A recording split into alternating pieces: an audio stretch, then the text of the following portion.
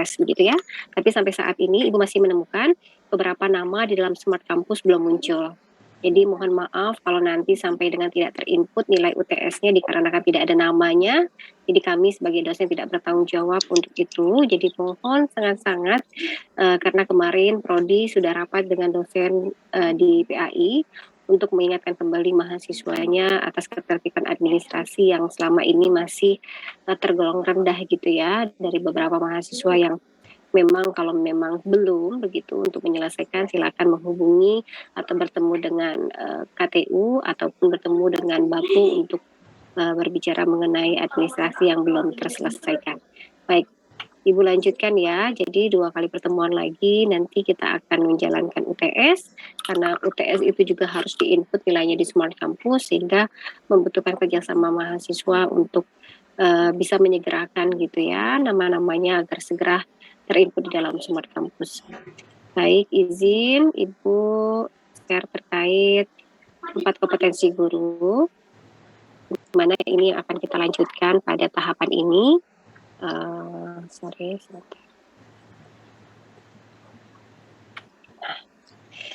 Kita bergerak terlebih dahulu dengan apa yang disampaikan, yang sering sekali saya sampaikan kepada mahasiswa untuk lebih mengutamakan kepada 4 kompetensi guru.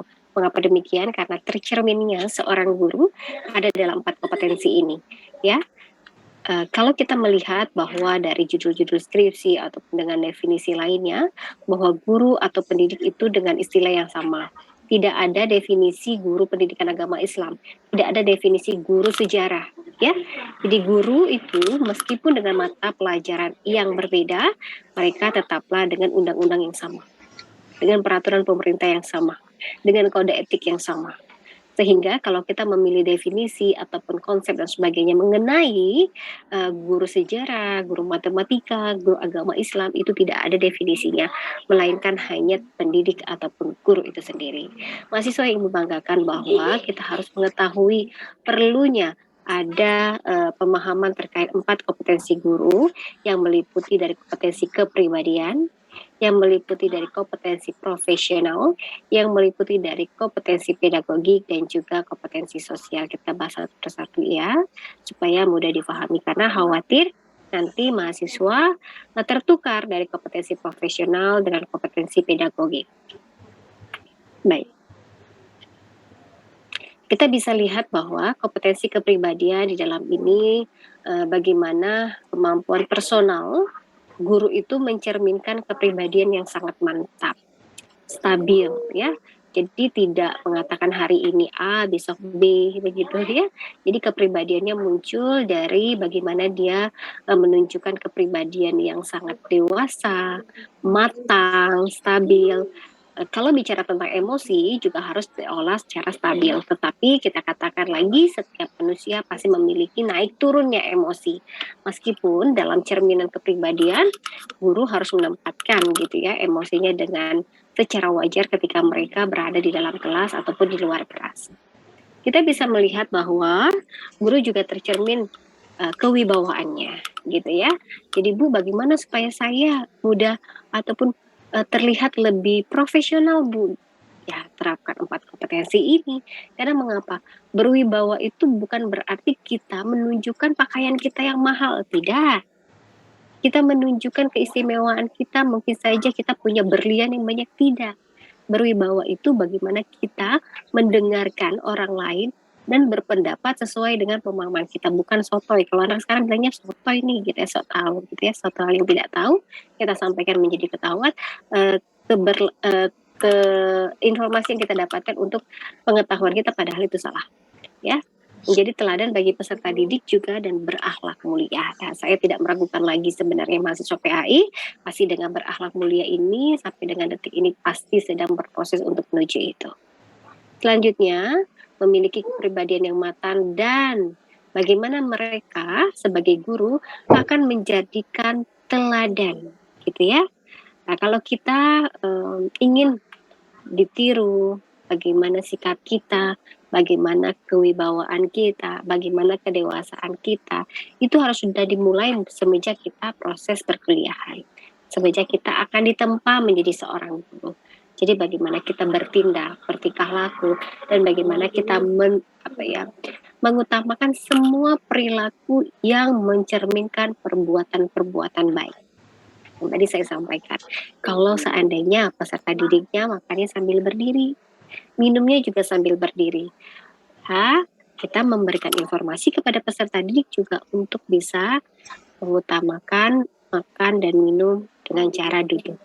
Ya, tetapi jangan sampai kita yang memberikan informasi itu, yang menyebarkan kebaikan, tidak menggunakan apa yang kita sampaikan. Ya, jadi cerminan dewasanya hilang, kewibawaannya juga hilang, ya, berakhlakul karimahnya juga hilang. Kenapa? Karena ternyata apa yang kita sampaikan itu tidak sesuai dengan apa yang ada tingkah laku yang kita juga terapkan dalam kehidupan kita. Jadi yang bisa kita lakukan adalah apa yang kita ucapkan kita lakukan, apa yang kita lakukan juga sudah kita tertulis yang kita ucapkan. Selanjutnya kata profesional, ya, yang merupakan penguasaan materi pembelajaran bidang studi secara luas. Mengapa bicaranya secara luas? Karena guru harus mendapatkan referensi secara mendalam. Jadi ketika Vivi menjadi guru, Vivi tidak boleh sama bukunya dengan persis buku yang dimiliki oleh peserta didik. Peserta didik punya satu buku, Ibu Vivi punya satu buku. Lalu bagaimana, Bu, supaya kita memiliki kompetensi profesional?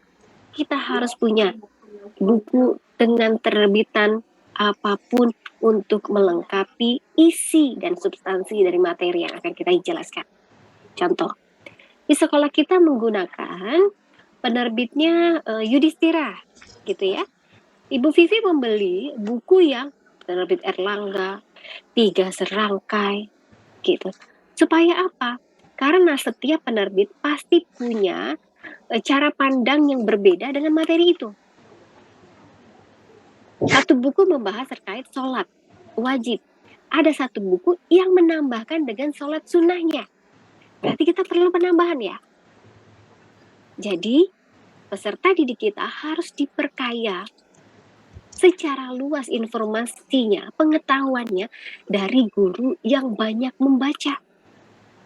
Jadi kalau gurunya tidak pernah membaca, menggunakan RPP-nya yang dari tahun kemarin, KKM-nya juga tidak pernah diperbaiki, ya, PowerPoint-nya juga tidak pernah diupdate dan sebagainya. So, yang didapatkan mahasiswa atau didapatkan siswa juga itu hanya segelintir informasi. Oke, jadi pemahaman kita bukan hanya sebatas buku, tapi juga bisa melihat ataupun menonton sebuah YouTube terkait bagaimana kita menjadi guru yang profesional. Selanjutnya kalau ada seminar-seminar terkait abad 21, peran guru dalam abad 21, atau peran guru dalam meningkatkan proses pembelajaran selama pembelajaran daring. Nah, itu kan terupdate. Jadi informasi yang saat ini kita lakukan itu adalah memperkaya supaya proses pembelajaran kita itu sesuai dengan zamannya. Jangan sampai Azhar mengajar peserta didiknya masih menggunakan teknik yang dulu guru Bu Marliza mengajarkan kepada Bu Marliza. Begitu ya. Jangan sampai nanti ketika saya mendapatkan informasi bahwa masih ada guru yang hanya datang, selanjutnya memberikan tugas, kerjakan halaman 29, nanti setelahnya kumpulkan di meja ibu guru. Itu masih terjadi di zaman Ibu Marliza. Ya, guru yang seperti itu. Tapi zaman sekarang saya rasa dari 2 kali 40 menit itu sangat-sangat berharga. Maka pencapaian materi itu harus disampaikan dengan baik. Mungkin saja evaluasinya bisa menggunakan bisa menggunakan Google Form, bisa menggunakan Quizzes, bisa menggunakan Kahoot dan sebagainya yang bisa mendukung dari proses pembelajaran itu. Ya, jadi sekarang bisa saja terjadi di mana saja, kapan saja, bisa berubah seketika proses pembelajaran, dan itu menuntut kita untuk profesionalisme kita terbangun. Ya, selanjutnya indikatornya apa saja supaya guru-guru memiliki kompetensi profesional, yaitu menguasai substansi keilmuannya. Nah, di sini coba digarisbawahi, pelajar yang akan diajarkan berdasarkan rumpun ilmu Anda di ijazah yang Anda dapatkan. Dan akhirnya juga sertifikasi tidak akan bisa kita dapatkan ketika kita mengajar tidak sesuai dengan rumpun ilmu kita, bidang keilmuan kita. Meskipun mahir berbahasa Inggris. Gitu. Selanjutnya, menguasai langkah-langkah penelitian dan kajian kritis untuk menambah wawasan dan memperdalam pengetahuan ini yang saya sampaikan tadi. Kita bisa belajar dari sebuah seminar. Kita bisa belajar dari buku-buku referensi terbaru, ya. Dan kita bisa belajar dari jurnal. Ya, di sini kan ada Hesti, pengelola jurnal yang membantu di PAI ya. Hesti sudah banyak belajar juga terkait beberapa penelitian. Tetapi setiap penelitian itu pasti akan terupgrade. Karena kenapa? Berbeda per bulan saja, hasilnya pasti beda. Karena mengapa? Karena iklimnya berbeda, instrumennya berbeda, populasinya juga berbeda, dan bagaimana pengamatan seseorang juga dengan observasi, wawancara, dan dokumentasi juga berbeda. Gitu ya. Selanjutnya kita bisa melihat bahwa kompetensi pedagogi di mana setiap kemampuan yang berkenaan dengan pemahaman peserta didik dalam mengelola pembelajaran. Kita harus tahu, memahami betul karakteristik peserta didik kita. Karena mereka memiliki gaya belajar yang berbeda. Ya, merancang pembelajaran mulai dari landasan pendidikannya, bagaimana ontologinya, bagaimana epistemologinya. Ya, kita harus memahami betul bagaimana kepentingan-kepentingan di dalam proses pembelajaran. Ya, yang akan kita pahami bahwa kita harus mengetahui betul bahwa RPP yang kita buat itu sudah sesuai dengan RPP yang diharapkan oleh pemerintah. Yang satu dimensi harus memiliki keberbedaan antara RPP yang lainnya. Di zamannya Pak Nadiem Makarim itu disarankan hanya 1 lembar RPP-nya. Berbeda dulu di zamannya saya masih menjadi statusnya guru begitu ya. RPP-nya bisa sampai 5 lembar, bisa sampai 7 lembar. Karena kenapa? Karena di sana ada penilaian, ada pengayaan, dan banyak sekali yang harus kita ubah di dalam proses pembelajaran kita setiap tahunnya. Karena kenapa? Karena karakteristik peserta didik kita mulai berbeda. Yang saya sampaikan di berbagai pengetahuan bahwa pertemuan-pertemuan kita dengan peserta didik di setiap semesternya itu berbeda karena mereka memiliki ciri khas. Mungkin saja ketika Fadli Holil mengajar, tahun ini mengajar semuanya lulusan dari MTS. Berarti mempermudah kita ya mengajarkan mereka karena mereka rata-rata sudah memahami ilmu agama. Satu lagi kita dapatkan informasi bahwa ketika kita mengajar tahun ini rata-rata semua dari sekolah negeri. Berarti harus diseleksi kembali bahwa gitu ya, bahwa pengetahuan kita tentang karakteristik peserta didik itu secara global harus didudukan apakah mereka sudah memahami secara mendasar cara membaca Al-Qur'an gitu ya. Terus apalagi yang kita harus lihat kan, apakah mereka itu mengutamakan proses dalam pendidikan Islam itu diutamakan dalam keluarga dan sebagainya. Nah, ini kan harus kita lakukan dengan cara wawancara ketika mereka masuk ke sekolah. Begitu, agar difahami betul KKM yang akan kita tuntaskan, KKM yang menjadi target kita di dalam pencapaian setiap proses pembelajaran. Setelah kita membuat RPP, apa yang kita lakukan? Hanya diam saja? Tentu tidak ya. Maka daripada itu yang harus kita lakukan adalah melakukan pembelajaran. Di dalam proses pembelajaran biasanya ada indikator yang tidak tercapai. Mengapa demikian? Karena mungkin saja kita menentukan alokasi waktunya kurang tepat. Atau kita terlalu lama di dalam kegiatan pembukaan.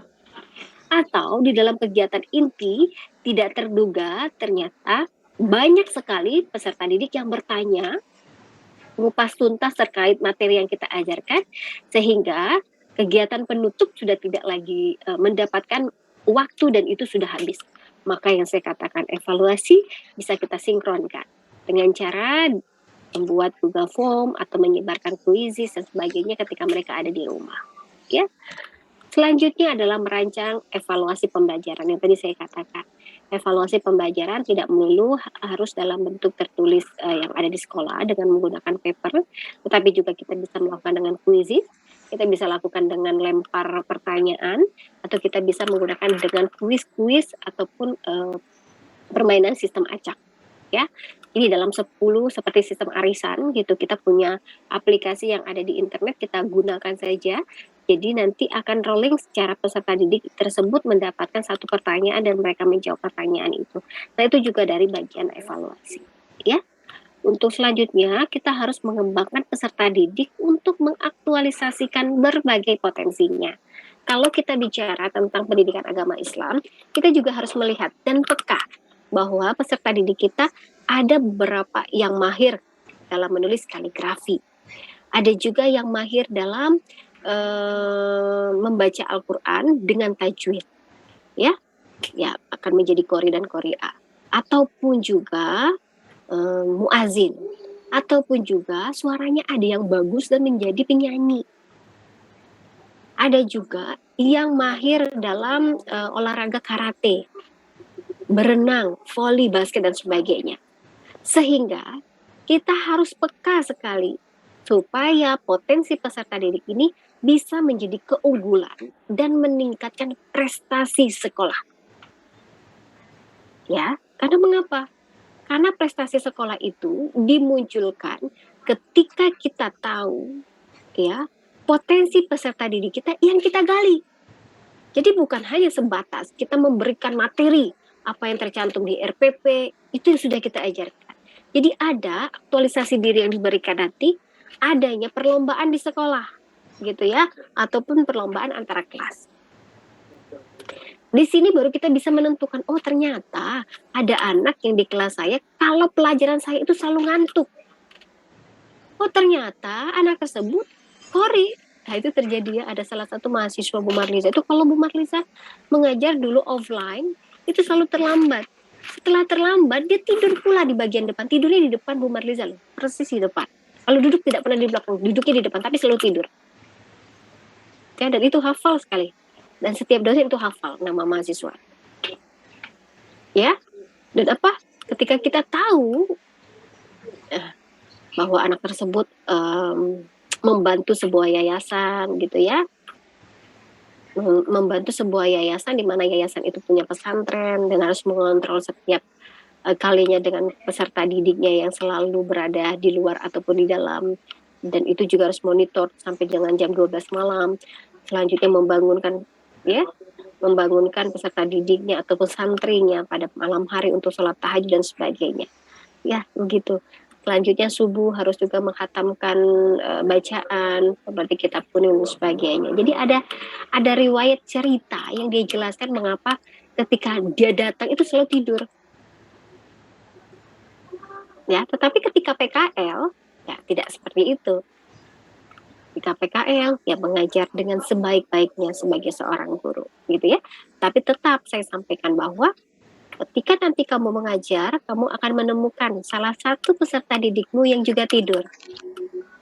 Jadi perlakukan mereka semanusiakan manusia, ya, karena kita juga tahu bagaimana problematika setiap orang itu untuk mempertanggungjawabkan apa yang mereka lakukan.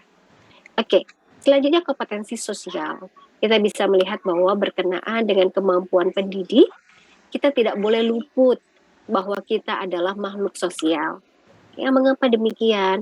Kompetensi sosial itu berbicara bagaimana kita sebagai seorang guru mampu berkomunikasi, mampu bergaul dengan aktif, ya, mampu menjalin hubungan yang harmonis antar orang tua. Jadi bukan bergaul tapi gibah, bukan. Tetapi bagaimana komunikasi itu dibangun, ya, secara efektif agar informasi yang didapatkan dari sekolah, dari luar sekolah, dari guru, dari orang tua murid, dari komite itu terjalin dengan baik. Selanjutnya, kita juga harus melakukan komunikasi yang aktif dan transparansi dengan sesama pendidik dan tenaga kependidikan. Meskipun nanti ketika kita tahu bahwa akan ada gitu ya, guru-guru junior yang akan masuk di sekolah kita. Selanjutnya, ketika kita tahu bahwa ada junior yang kita tidak tahu, berbicara takdir. Jangan-jangan junior kita itu nanti suatu saat bisa jadi kepala sekolah, di mana mereka adalah atau orang tersebut adalah pimpinan kita. Maka daripada itu, berbuat baiklah, menebar kebaikan di mana setiap makhluk adalah makhluk sosial yang tidak bisa hanya melakukannya sendiri. Kita bisa melakukan sendiri untuk mengambil keputusan. Tetapi untuk meringankan pekerjaan kita, maka perlu adanya gotong royong dan kebersamaan. Selanjutnya, kita juga harus mampu berkomunikasi. Yang terpenting adalah dengan orang tua, peserta didik, dan masyarakat sekitar. Karena mengapa? Karena mereka adalah pelanggan setia kita yang akan menyampaikan informasi kepada masyarakat luas bahwa sekolah kita itu baik untuk dititipkan anak-anaknya supaya menjadi anak-anak yang cerdas, beriman, taat, ya, berpengetahuan yang mereka akan sampaikan ke masyarakat sekitar. Maka daripada itu perlu komunikasi baik secara daring maupun secara luring. Gitu ya, karena ketika kita berbicara adanya home visit, kita juga membangun komunikasi. Ketika kita tahu bahwa orang tuanya sibuk, kita juga bisa memastikan bisa berkomunikasi melalui WA ataupun telepon melalui nomor yang sesuai yang diberikan oleh anaknya, supaya kita bisa memastikan ketika kita datang ke rumah, kita tidak berhadapan dengan pembantunya, melainkan berkomunikasi terhadap kepada orang tuanya, atau sebaliknya, orang tua yang datang ke sekolah, bukan berarti orang tua datang ke sekolah itu anaknya memiliki permasalahan, tidak. Mungkin saja anak yang berprestasi, dan kita harus menggali informasi dari orang tuanya. Baik, ini kemarin sudah saya jelaskan. Baik, mahasiswa yang saya banggakan, saya lihat dulu ya, ini ada video yang ingin saya sampaikan. Apakah sudah pernah saya cuplikan kepada Anda? Hesti?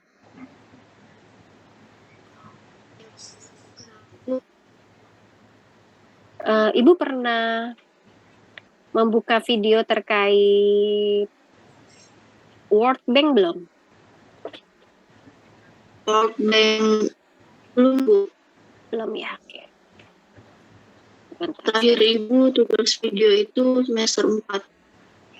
Begitu. Ibu belum pernah. Nanti Ibu tampilkan kalau seandainya sudah, tolong sampaikan ya. Saya khawatir ini menjadi tumpang tindih. Kalau saya sudah khawatir di psikologi pendidikan. Saya lihat dulu, sebentar ya.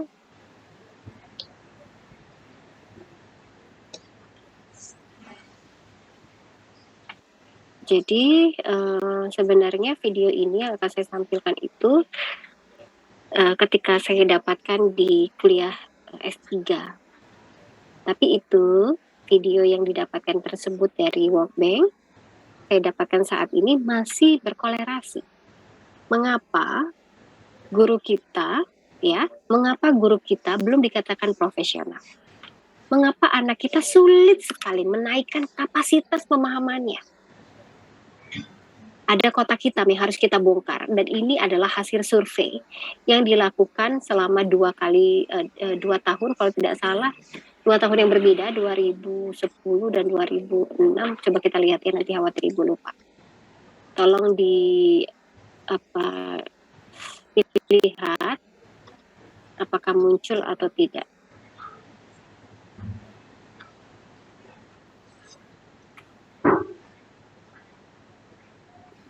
Suaranya terdengar tidak? Belum ada, Bu. Kalau ini terdengar tidak? Terdengar? Ada juga, Bu. Nggak ada. Oke, Ibu dulu ya, sebentar ya. Sebentar.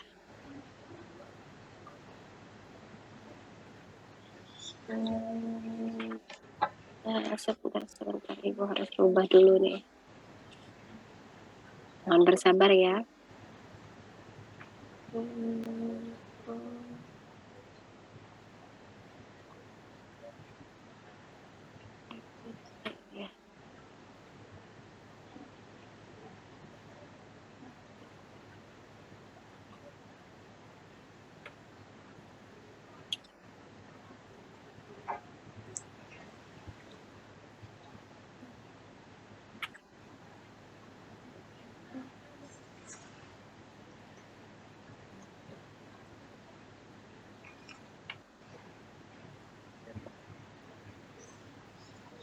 Ibu coba lagi, ini sudah share. Nah, terdengar tidak? Terdengar? Belum ada, Bu. Belum ada juga. Yang lain terdengar tidak? Belum, Bu. Belum, Bu, belum. Belum, Bu. Belum, Bu. Belum terdengar juga ya? Udah, Bu. Tapi kecil. Udah, Bu. Sedikit. Bentar, saya lihat.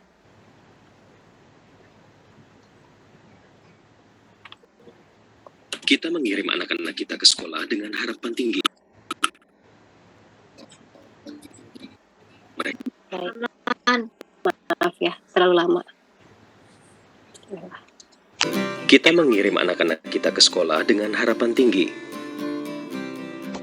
Mereka akan menuntut ilmu, memperluas pengetahuan, mengasah keterampilan, serta memupuk kemampuan untuk dapat terus belajar hal baru secara mandiri agar siap menghadapi persaingan global dan perubahan yang terus-menerus. Hampir setiap hari, selama 3-8 jam, kita titipkan anak-anak kita kepada guru. Sungguh besar kepercayaan kita dan juga ketergantungan kita terhadap para guru di sekolah. Meski bukan satu-satunya, peran guru sangat penting dalam keberhasilan belajar anak-anak kita. Sebuah studi di Amerika Serikat menunjukkan bahwa anak-anak berusia 8 tahun dengan nilai prestasi yang sama pada saat studi dimulai, yaitu 50 persentil. Kelompok yang diajar guru yang lebih efektif selama 3 tahun berturut-turut mencapai nilai rata-rata 90 persentil. Sementara kelompok yang diajar guru yang kurang efektif mencapai nilai rata-rata 37 persentil. Anak-anak yang diajar guru yang lebih efektif memperoleh nilai rata-rata 53 persentil lebih tinggi dibandingkan mereka yang diajar guru yang kurang kompeten. Ini menunjukkan dengan jelas bahwa guru memainkan peran sangat penting dalam proses belajar. Dengan kesadaran betapa menentukannya peran guru dan untuk memahami apa yang terjadi dalam proses belajar mengajar di kelas, program DSTF telah mendukung studi yang merekam kegiatan pembelajaran di kelas untuk membuka kotak hitam di dalam kelas. Proses pembelajaran oleh 200 guru matematika kelas 8 direkam dengan kamera video dan dianalisis secara mendalam. Studi ini dilakukan 2 tahap pada tahun 2007 dan 2011. Studi tersebut relevan dengan kebijakan dalam dekade terakhir yang mendorong pendekatan pembelajaran siswa aktif, di mana proses belajar di kelas diharapkan berlangsung interaktif, inspiratif, menantang, serta memotivasi siswa untuk berpartisipasi secara aktif. Siswa didorong untuk mencari dan melakukan observasi. Mereka diarahkan untuk mampu merumuskan masalah dan bertanya, tidak sekedar memecahkan masalah dan menjawab. Mereka dilatih berpikir secara analitis dalam mengambil keputusan, tidak sekedar berpikir secara mekanis. Siswa didorong dan difasilitasi untuk bekerja sama dan berkolaborasi. Dengan paradigma pengajaran dan pembelajaran yang lebih terbuka dan berpusat pada siswa, guru perlu lebih aktif memandu dan memfasilitasi ketimbang hanya menjadi sumber informasi. Mereka harus menggunakan metode dan strategi yang mendorong pembelajaran mandiri. Untuk pembelajaran matematika, guru-guru harus lebih banyak menggunakan masalah-masalah atau soal-soal non-rutin dan menuntut pemikiran kritis dan mendalam atau high order thinking skills yang diambil dari konteks dunia nyata yang dikenal dan dipahami siswa. Lalu, seperti apa metode dan strategi yang dipakai para guru matematika di Indonesia saat ini? Apakah mereka mampu menerapkan pembelajaran siswa aktif? Hasil penelitian TIMSS Video Study menunjukkan praktek-praktek yang disarankan berkorelasi positif dengan hasil belajar siswa, tetapi masih jarang diterapkan. Ada kesenjangan yang lebar antara praktek yang berlangsung dengan apa yang diharapkan. Di dalam kelas, pada umumnya para siswa hanya diam mendengarkan guru yang seringkali seperti sedang berceramah. Siswa-siswi kurang dipacu untuk bertanya, berdiskusi, dan menggali pengetahuan yang mereka miliki, serta mengembangkan keterampilan berpikir kritis dan mendalam yang sesungguhnya sangat dibutuhkan di abad internet ini. Rekaman video menunjukkan adanya masalah dan kendala yang dihadapi para guru dalam menyemangati siswa untuk bersikap aktif. Penelitian ini selanjutnya menyimpulkan bahwa tingkat pengetahuan guru sangat berpengaruh terhadap hasil belajar siswa. Penguasaan terhadap materi yang diajarkan dan penggunaan berbagai teknik pembelajaran untuk dapat memahami sejauh mana siswa menangkap dan memahami materi pembelajaran merupakan faktor penentu. Kesalahan atau kekurangan dalam pembelajaran lazim terjadi, tapi guru yang tingkat penguasaan matematikanya tinggi lebih sedikit membuat kesalahan. Mereka lebih percaya diri untuk lebih melibatkan siswa dengan membiarkan siswa bertanya dan menggali pengetahuan. Mereka sering mengajukan pertanyaan dan mengajak anak-anak untuk berpikir serta berbagi gagasan. Hasil penelitian juga menunjukkan skor uji kompetensi guru menyangkut materi pelajaran dan pedagogi memiliki korelasi terbesar atas hasil belajar siswa. Bagaimana kita menjembatani kesenjangan yang lebar antara praktik yang berlangsung dan standar yang diharapkan? Guru-guru harus diberi dukungan yang terarah dan berkualitas untuk mengatasi kekurangan-kekurangannya dan meningkatkan kemampuan mengajar. Temuan-temuan dari penelitian ini dimanfaatkan untuk mengembangkan sebuah modul pembelajaran geometri yang dimaksudkan sebagai model untuk materi pengembangan keprofesian berkelanjutan. Modul ini dirancang dengan pendekatan pelatihan in-on-in dengan menggunakan diskusi dan refleksi dan dikembangkan secara spesifik untuk sekaligus meningkatkan penguasaan materi dan pedagogi para guru. Dalam program ini, mereka tidak semata diberi pelatihan selama beberapa hari dan kemudian begitu saja kembali ke ruang kelas. Program berlangsung selama 1 semester.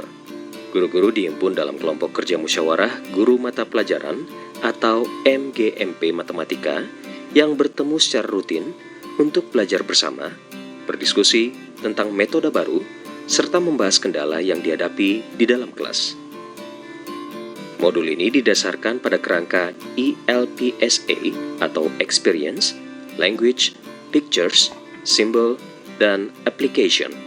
Dalam modul ini, para guru menjalani proses belajar secara aktif sebagaimana hendak diterapkan kepada para siswa mereka di dalam kelas.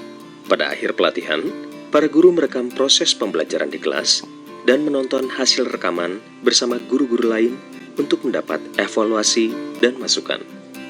Dengan cara belajar berkelompok seperti ini, para guru mengembangkan pengetahuan dan pemahaman yang lebih dalam.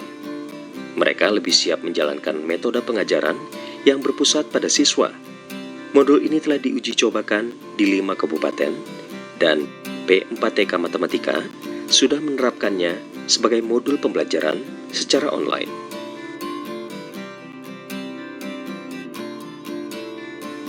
Tantangan ke depan adalah mengembangkan modul belajar bermutu tinggi untuk guru-guru geometri serta mata pelajaran lainnya bagi sekolah dasar hingga menengah atas.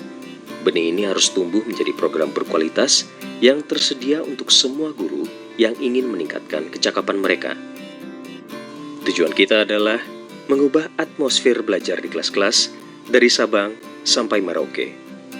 Siswa jadi lebih banyak bertanya dan berdiskusi, aktif, serta mampu belajar hal-hal baru secara mandiri.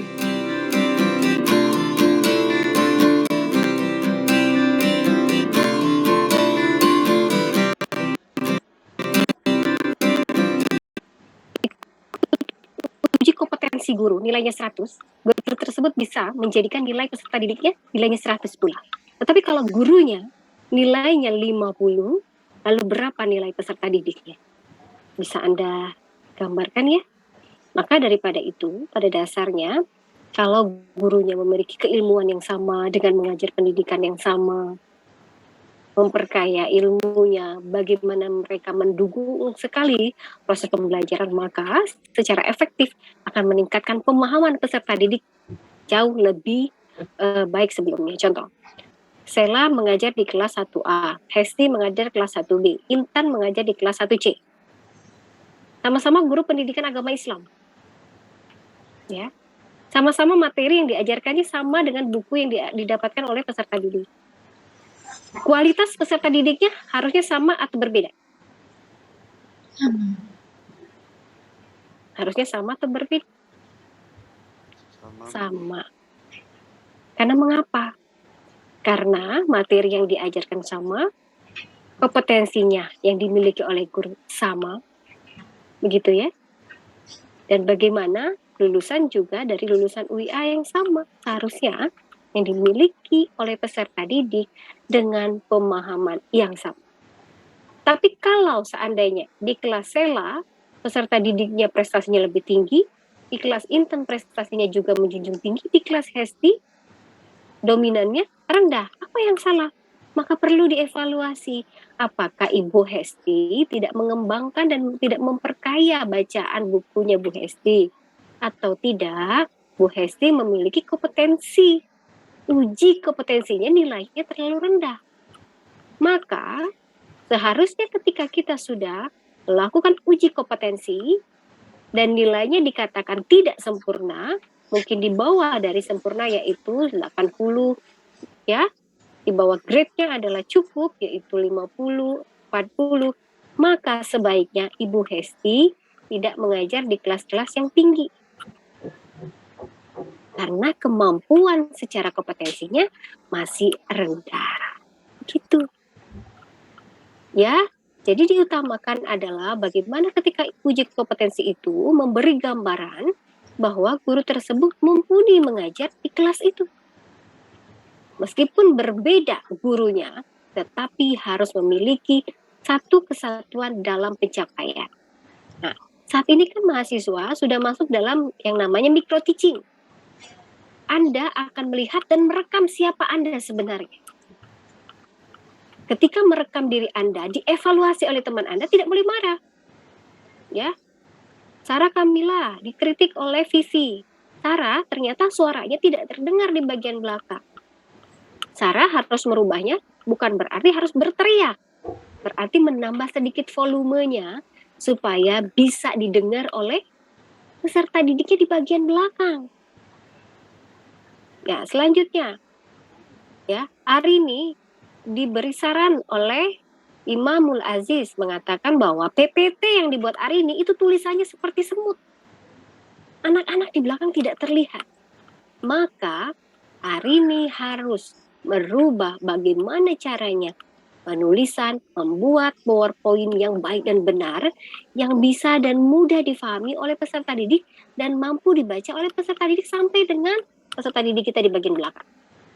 Kita jangan hanya memperhatikan di bagian depan, yang di bagian belakang juga harus diperhatikan, apalagi peserta didik yang sudah menggunakan kacamata. Itu ya. Jadi kita sebagai seorang guru harus peka betul bahwa kalau kita melihat dan membongkar kotak hitam, tidak akan mungkin terjadi lagi. Seharusnya demikian. Ketika guru matematika seolah-olah seperti berceramah. Coba kalau dari pagi bahasa Indonesia ceramah. Masuk pelajaran kedua matematika ceramah. Ya, Pak Fahmi datang ceramah juga. Anda menciptakan supaya peserta didik kita nanti jadi guru, jadinya guru penceramah. Gitu. Yang harus kita lakukan adalah Fahmi menjadikan ruang kelas itu adalah ruang terbuka. Bagaimana kursi dan mejanya kita pinggirkan, mereka membuat lingkaran, kita jadikan sebuah diskusi hebat, perdebatan antara kelompok 1, kelompok 2 mengenai pembahasan terkait sholat sunnah dan sholat wajib. Ya, bagaimana mereka berargumen? Ya, selanjutnya kita bisa ice breaking, kita bisa membuat kuis, kita bisa menjadikan proses pembelajaran kita seperti brainstorming ataupun kita seperti bermain salju dan sebagainya. Itu banyak sekali metode yang dipaparkan di dalam teori dan di dalam buku. Tetapi secara teori mungkin bisa kita baca, tetapi implementasinya bisa tidak kita lakukan? Bisa. Dengan desain di dalam RPP sesuai dengan ya alokasi waktu yang sudah ditentukan. Dan pastikan materi yang kita ajarkan bisa tidak menggunakan metode itu.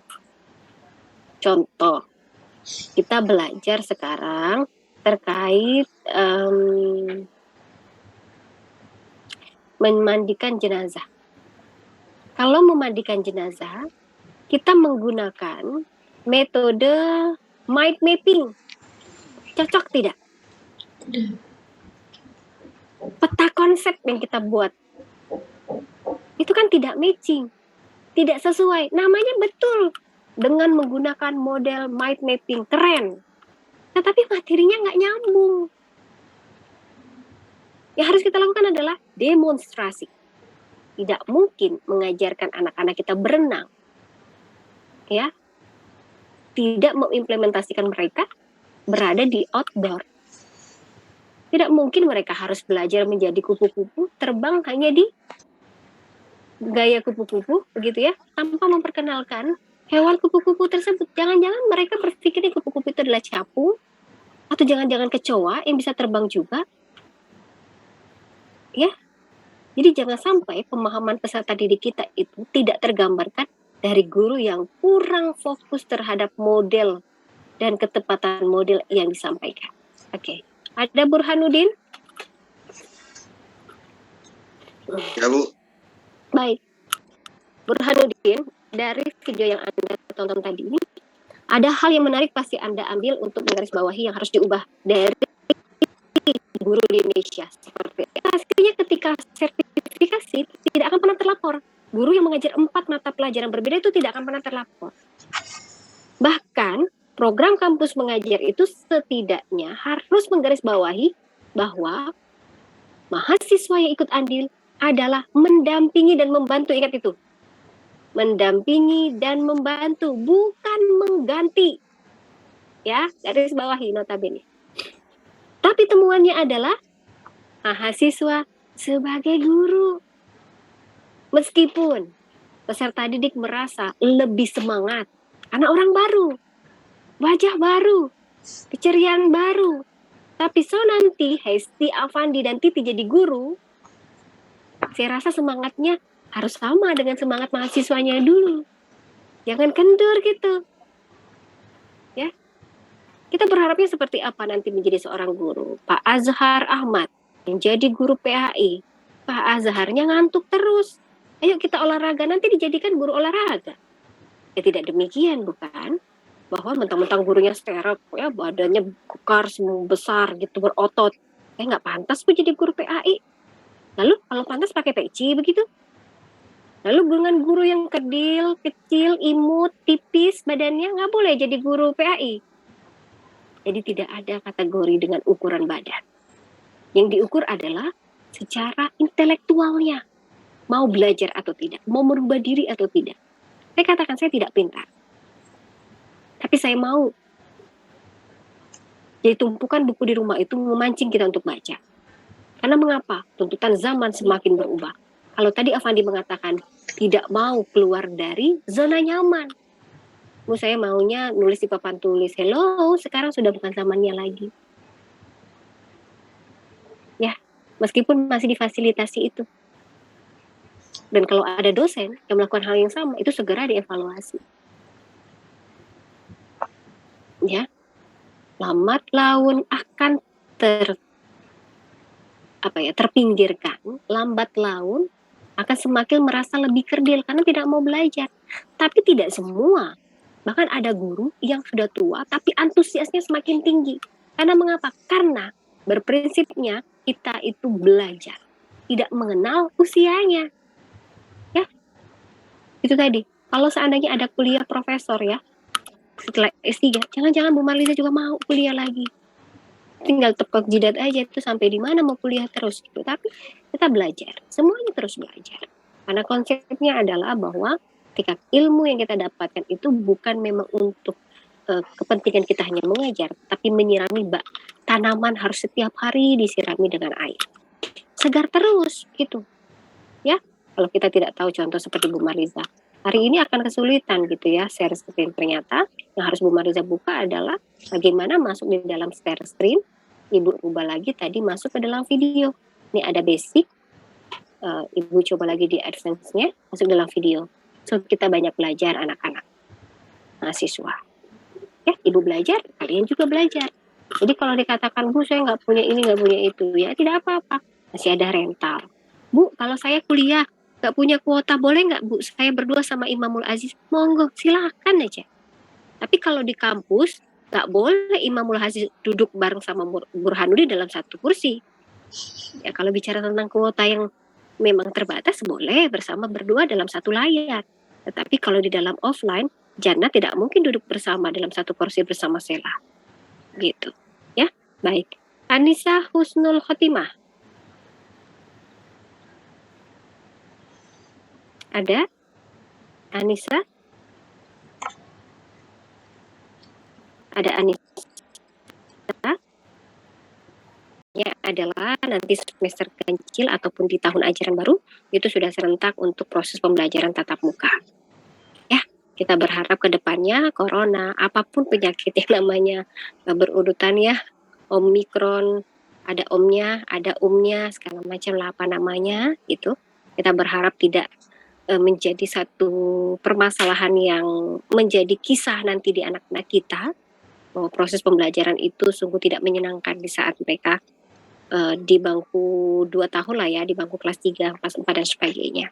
Nah, maka daripada itu, kita tidak melulu harus memberikan informasi bahwa pemetaannya terhadap nilai. Orientasinya juga tidak boleh terhadap nilai. Karena mengapa? Karena bisa jadi yang mengerjakan tugasnya adalah keluarganya. Bisa jadi ketika mereka diberikan prakarya ataupun tugas-tugas lain yang terbiasa sudah di dalam rumah, itu dibantu oleh keluarganya. Maka daripada itu, berikan yang sesuai yang bisa kita nilai. Ukurannya adalah peserta didik mengerjakan seperti contoh hafalan surah Al-Fatihah. Ya, boleh saja mereka melihat gitu. Melihat dari juz amma. Tetapi ketika mereka hafalan, ketika masuk di dalam kelas, itu harus dites satu persatu. Atau jangan-jangan ya, di dalam laptopnya itu bundanya sudah siapkan surah Al-Fatihahnya. Ya, jadi banyak sekali cara di mana mungkin saja orang tua lebih mempersiapkan dibandingkan gurunya. Maka daripada itu, kita harus menyegerakan, menyempurnakan, apalagi mahasiswa semester 6 ini sebentar lagi akan melaksanakan PKL. Hal yang harus kita lakukan adalah merubah bahasa keseharian kita menjadi bahasa Indonesia yang baik dan benar. Pahami? Merubah bahasa sehari-hari kita ya dengan bahasa Indonesia yang baik dan benar. Contoh, ayo anak-anak bersama-sama atau bareng-bareng. Bersama. Anak-anak bareng-bareng baca doa ya. Itu sudah benar atau belum? Benar bahasanya, tetapi bahasa Indonesianya kurang tepat. Yang harus dilakukan adalah bersama-sama. Anak-anak, mari kita baca doa bersama-sama. Mari anak-anak kita membaca doa, membuka pelajaran bersama-sama, dan diharapkan dengan khusyuk dan hikmat. Begitu.